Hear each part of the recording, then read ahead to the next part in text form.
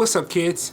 Today we're going to be doing another photography lesson, and today's subject is going to be macro photography. Okay, I know like right now it's raining outside and we've been like quarantined at home, so I don't know like what you guys have been doing. Maybe you're bored, maybe you're looking for new things to photograph and you want to go outside, but like you got to stay indoors, you can't go too far, or the weather sucks like it does today, and you want to give some you want to have some creative ideas, or you want to get inspired to take some cool pictures.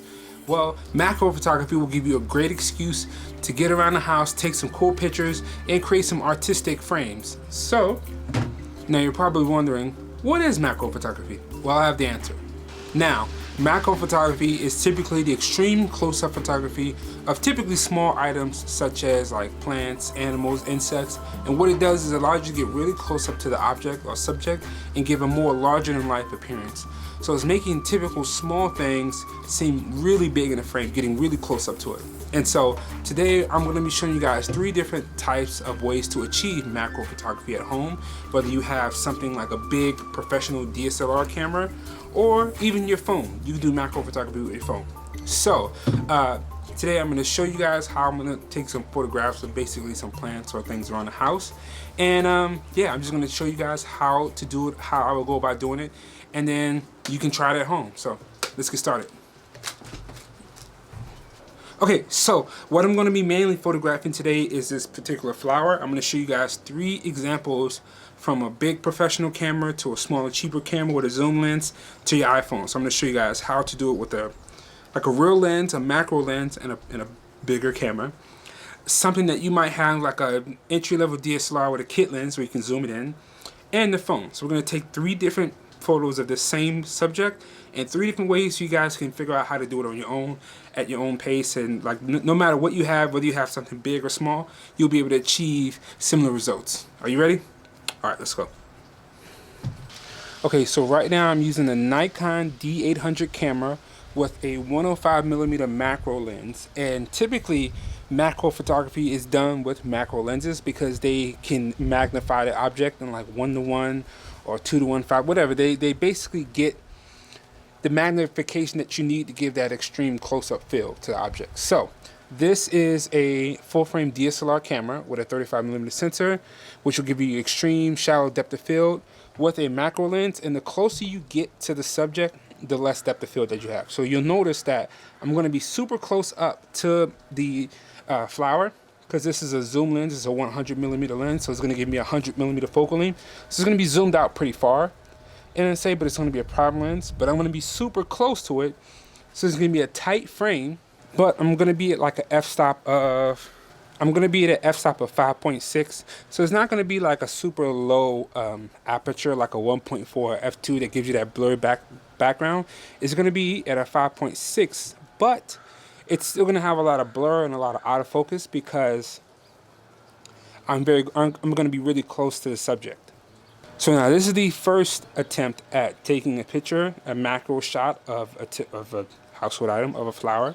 This is using an actual proper macro lens on a full camera. So this is like the extreme setup, all right? Then next I'm going to show you the medium setup, and then something simple with a phone. So extreme one first. By the way, sorry if there's a lot of movement on this camera. It's because I'm on this dinky tripod. But anyways, this is my framing. Okay, so we have the flower here. Let me show you guys from on the side. Boom. So that's where we are, and this is what it looks like on the back of the camera. All right. Let me bring this closer. Bring this down so you guys can see as close as possible. Now, I am going to manually focus this. This is like the focus. As you can see, I can focus like in as close as this, and focus out. I'm going to manually focus this on like a particular flower. Let's say this right here with this flower. Let's put our focus right here. I am at 1/125th f 5.6 ISO of 400. Now you want to have a tripod because typically if you're shooting at a longer focal length with a low shutter speed like 1/125th, that may introduce some blur, some shakiness in your frame. You don't want the shakiness, so I'm gonna hold this down as tight as possible, and then actually let's try to manually. Let's try autofocus.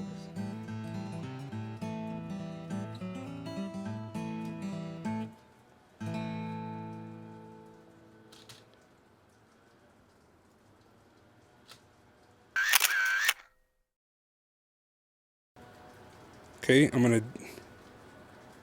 make my depth of field even deeper. All right.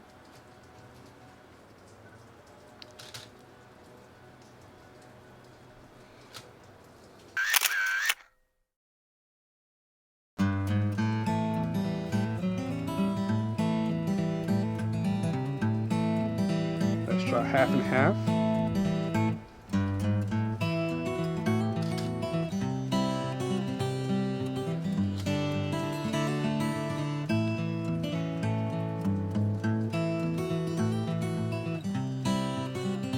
Oh, it looks good.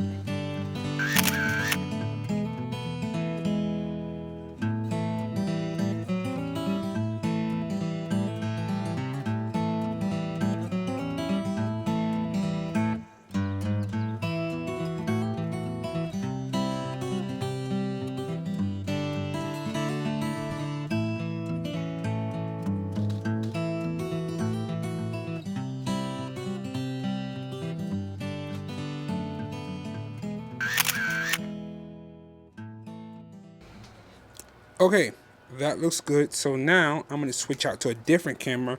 Okay, so now this setup is a little bit cheaper. This is a micro four thirds camera. This is a Panasonic G85 camera.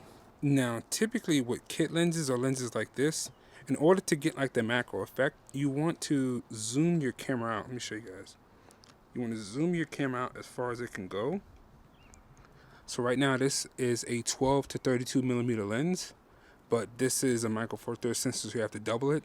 So 12 to 32 is more like a 24 to 64. Yeah, 24 to 64 millimeter lens. So I have this zoomed out all the way at 64 millimeters, basically, at the longest it can go. If you have like a Canon T2i or T5i or something like that, then your kit lens, I think it's a 16 or 18 to 55. 18 to 55 millimeter lens, you want to zoom your lens all the way out to 55 millimeters. So zoom it out as far as you can go, and then get as close as you can. Now, these typical lenses won't allow you to get as close as the other camera that I used, but this will allow you to get closer, as close as you can. So zoom all the way out, get as close as you can that you can focus, and then we're going to see the results from this. Okay, so this is zoomed all the way in, like here, and then this is all the way zoomed in. This is as close as this lens will get.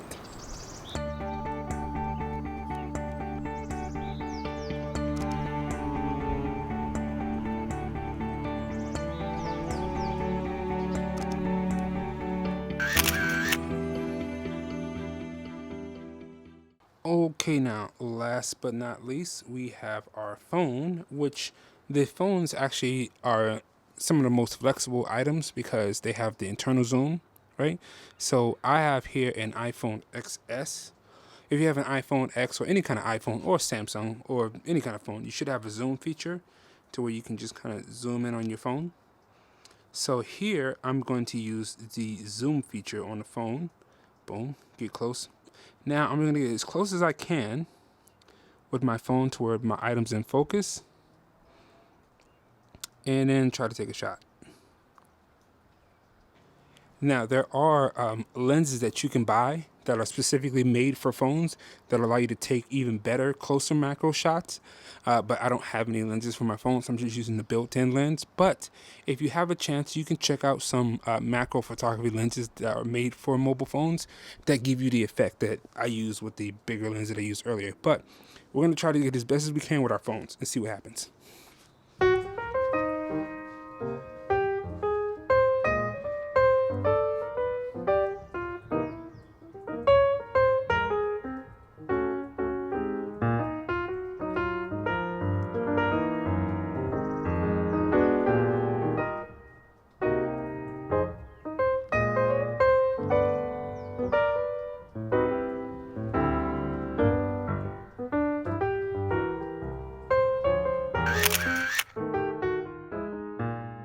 Okay, I think we got some pretty good shots here. So let's take this back to the computer, and I'm going to upload the images, and we're going to see and take a look at the pictures that we got and see the difference between the three.